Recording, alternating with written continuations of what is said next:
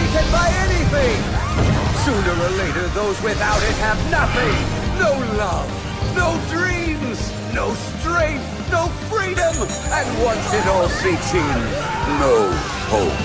Get up! My friends aren't your property! Time to die! Don't be such poor sport, straw hats.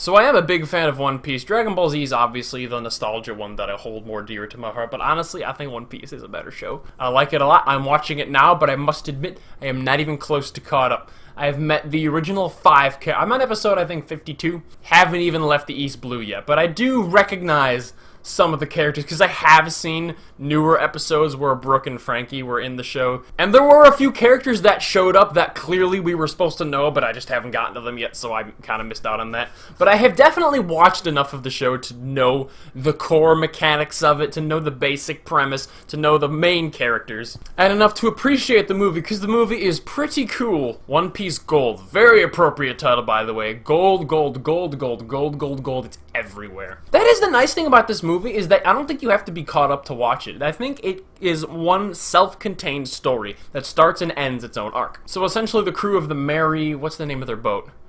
The Straw Hat Pirates dock at this giant-ass city ship that's, like, huge. I mean, it's got nothing on a Superstar Destroyer, but it is more than a few Enterprises across. And it's a ship. It's this floating casino hotel city that this one guy runs. And it's, of course, completely impossible, and it's made, like, entirely out of gold, and it's very anime-ified. And a good chunk of the movie is actually, like, a heist, because, you know, Nami and her money. I gotta say, the most jarring thing for the movie watching is the art style change that happens between the 2-year time jump.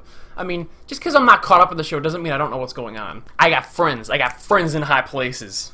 Thanks, Dan of Fuzz Punch Arcade. But you know, it's the art style change where Nami's face is like completely different, and she has like completely disproportionate body parts that's like just totally impossible. It took me out of it for a little bit, but she's still voiced by the same. I watched the dub version because dub for life. Yes, I know dubs usually suck, but for Dragon Ball Z and One Piece, I have to watch it dubbed. And it's nice to, you know, be able to watch the movie, not have to read what's happening. The movie's soundtrack kicks total ass, though. It opens up with this very jazzy, very cool, just musical number while the credits are rolling with the Japanese characters. And it's essentially, it's the main villain. It's the giant guy in pink. His name was Tesoro, I believe. And he's just singing. He's entertaining. He's performing. They got this giant, it's very flashy. Buggy the Clown would be very proud. But it also gets very Resurrection F near the end with the hen, ha, ho, ha, during like the giant, you know, big fights. Especially considering they're fighting a giant round gold dude. I gotta tell you, a character who shined in particular was this little, oh damn, what was his name? I remember what he looked like. He was the guy when they get to the prison, you'll know what I'm talking about, the guy with the sunglasses. He was awesome. And the movie certainly feels like a movie. You know, when they take a TV show and they make a movie out of it, they use, like, the animation is, like, of a much higher quality, and there's a lot of sweeping, big-scale shots.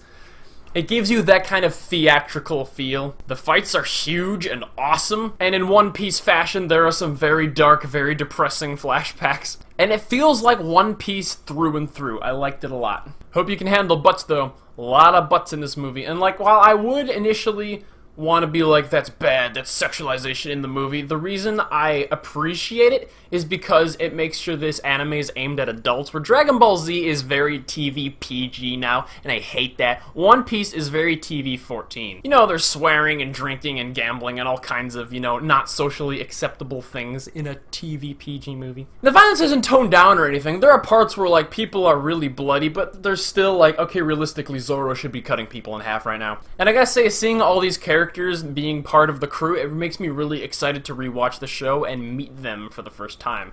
Even though I'm gonna have to take a break for that because Dragon Ball Super dub just came out, so I gotta catch up on it. I do want to review that. But One Piece Film Gold was awesome, and I can give it an 8.5 out of 10.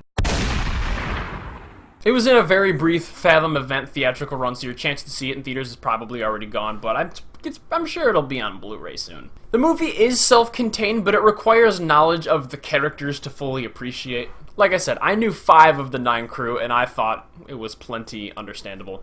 But if you go into this movie completely blind, I don't know if it'll gel with you all that well. But anyways, that's what I thought.